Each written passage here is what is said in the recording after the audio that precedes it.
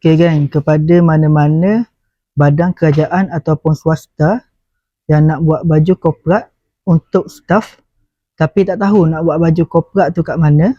Okey, ni adalah salah satu contoh baju korporat yang kami buat.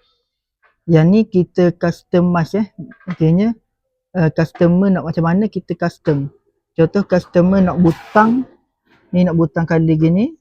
Lepas tu customer minta nak buat line putih ni, lepas tu line putih dekat poket ni.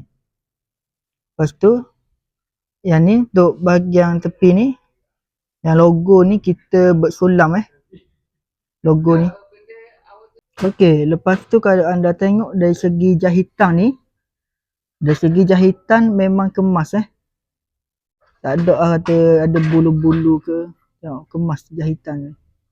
Jadi kepada siapa-siapa yang berminat nak buat baju korporat yang boleh custom yang macam ni, anda boleh je buat di Menteri Printing sekarang.